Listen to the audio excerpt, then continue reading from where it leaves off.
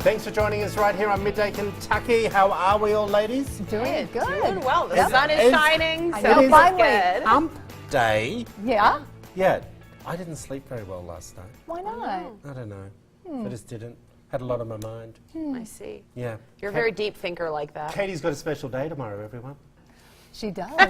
She begged me not to tell anyone. I can't keep it. Oh, it's the first thing you did right on the gate. Oh my gosh. So, man friend, I hope you have a very big special day planned for Miss Katie. I'm pretty sure that he has forgotten.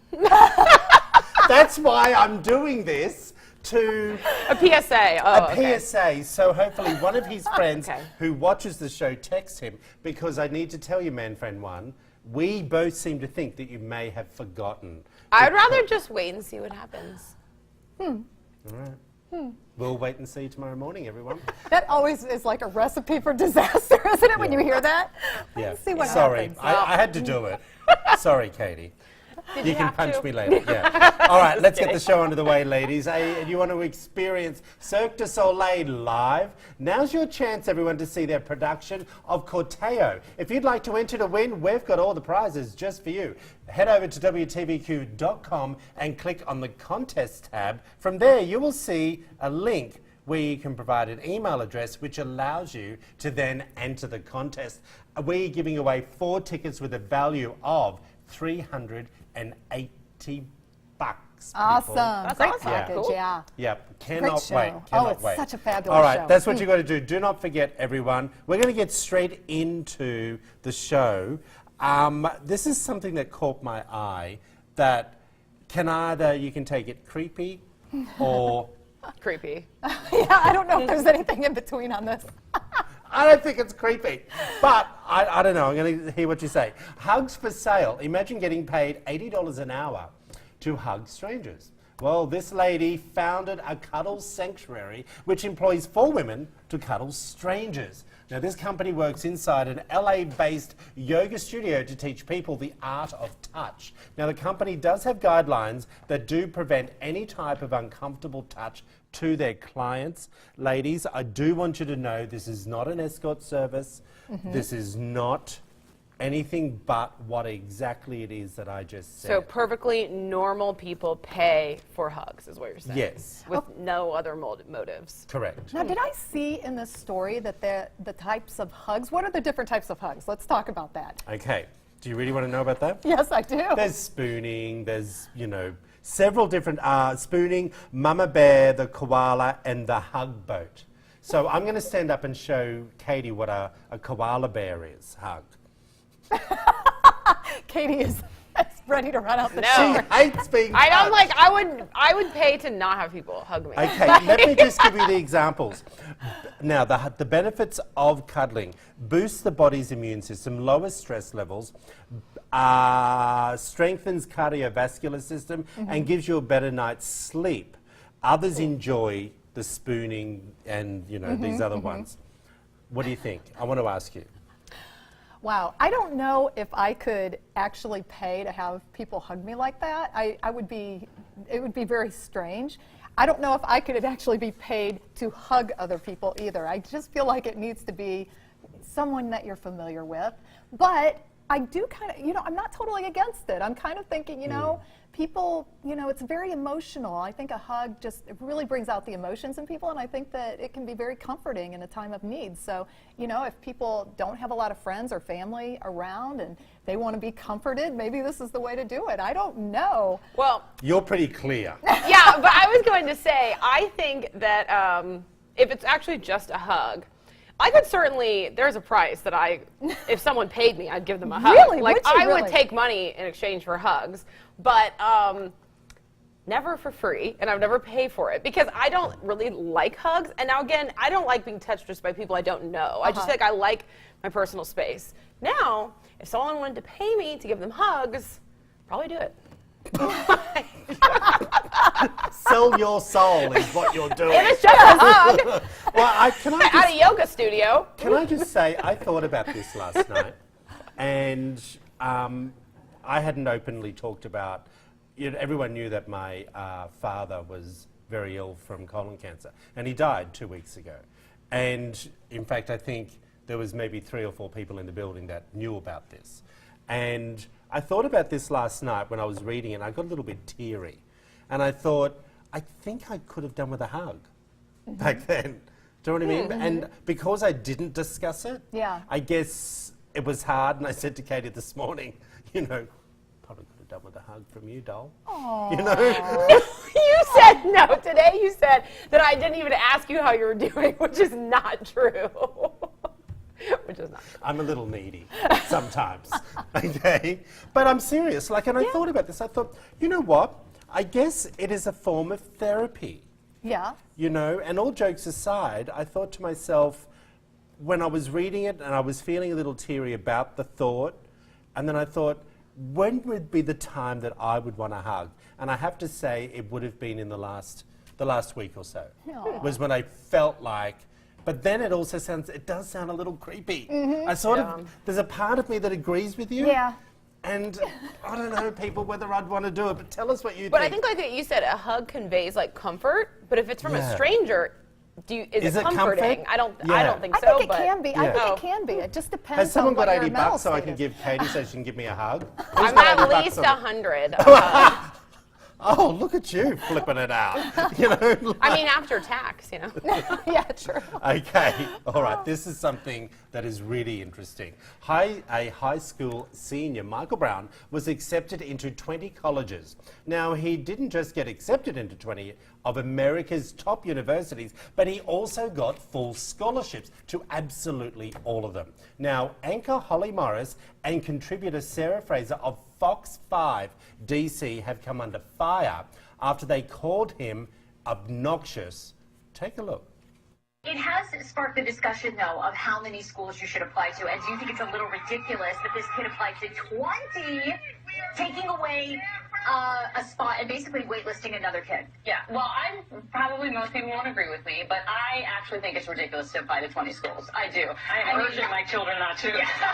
I mean, he could have applied to 5. He would have gotten in all 5. It would have been equally as impressive. 10 would have been impressive. And you can Google as many articles as you want. Admissions officers will say on average you should apply to 4 to 8 schools, right? So do you think this is a little obnoxious? I think it's a little obnoxious because you can only go to one. Right. You can only take one full ride, and you are taking a spot from someone else who worked really hard.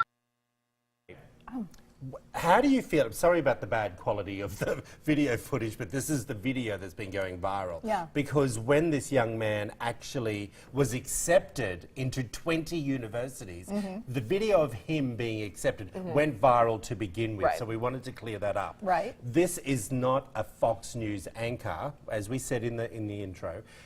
Do you feel that these anchors and contributors, it's like us, is fair giving him a hard time and calling him obnoxious because he applied to 20 schools and got accepted into 20? Well, I have 2 issues with what they said here. Yeah. First, it's not obnoxious. You should apply. First, you're not taking a spot from someone else. See, and they that's may my be first thought. waitlisted and later find out, but it's not like, you know, one university is going to say, well, this kid was on, you know, decided not to come here, therefore we're accepting one less Right, person. right. Someone else will get that spot. But I think, especially if you're relying on, you know, financial aid or a scholarship, you don't know what a school will give you. So maybe you need to apply to all 20 and you're going to take the best offer, even if you know you'll get in. And applying to colleges, it's hard work. You have to write essays, you have to fill out forms, you have to do all this stuff, and Well, not to mention his years of work to get that GPA. Hey, He listen, deserves it. I've watched Legally Blonde. She didn't write an essay. She did a video of her swimming in the pool. I don't remember watching that movie. I do remember. I know. But this kid did a lot of work, and I think he deserves it. And Absolutely. you don't know the financial assistance you'll get until you've after applied for all of them. Yes. So maybe he didn't know he'd get the full ride to all of Well, them. and I just want to know, because as you know, I didn't go to college. What is a full ride? What is that worth? It's like tuition, books, food, but Room and board. it completely depends on the university. Yeah. Really? Yeah. And do you think that these anchors should be called out for this? No, I think they're allowed to have their opinion, but I just Like we disagree with do, it. like Yeah, we I do. just disagree with it. But Yeah. I think It's their they opinion. have every right to give their opinion, but I think that the public, they should have expected this. I mean, honestly, to call that obnoxious, I agree with Right. Katie. The scholarship is not lost to another student, it Yeah. will be filled. Whatever school he decides to go to, kudos. He needed to make sure that he was taken just care so of. I'm clear, so he's applied for 20 and he chooses one. The other 19 universities that said we're offering it to you can just pick the next person on the the next list. person they just on the give it list. someone else. Yep. I don't know what the drama I know. is. And like, do we want to like promote mediocrity? Like, you know, if Yeah. you're going to get into all 20 Ivy League schools, I you say- deserve to have all those He's administrators. a I think role that's model. great. He's a Yeah. role model. I mean, to get 20 schools to give him a full ride scholarship, that's amazing. Yeah. And now Yeah. it sets the bar for other kids to try to achieve something like that if they want to. You know, We I should think ask it's our great. interns how many schools they applied to before they got into I only UK. applied to one school. Yeah. Yeah. I was like, I'm going to Ohio State, that's it. And then that's just what I Okay, did. speaking of schools, I thought this was really one to put straight under this story. According to the National Shooting Sports Foundation, there are an estimated 5,000 high school, universities, teams that utilise rifles. Okay, even after the Parkland tragedy. Now, the interest in these teams has not faded, though these groups use rifles. They apparently teach valuable lessons in discipline, patience, and responsibility. Should schools be cancelling this type of curriculum in the wake of what we see going on in the country? So, do you know what a shooting Yes. team is? Yeah. Yep. Okay, so No, what do you think? absolutely not. Yeah, I don't think so either. I think, you know, obviously, and the reason this came under fire too was the fact that it became known that the Parkland shooter was a member of the junior ROTC rifle team. So that's what brought all of this to light. I think that if somebody is truly bent on causing violence, they're going to cause violence. And these rifle teams have always been known to teach safety, responsibility, patience.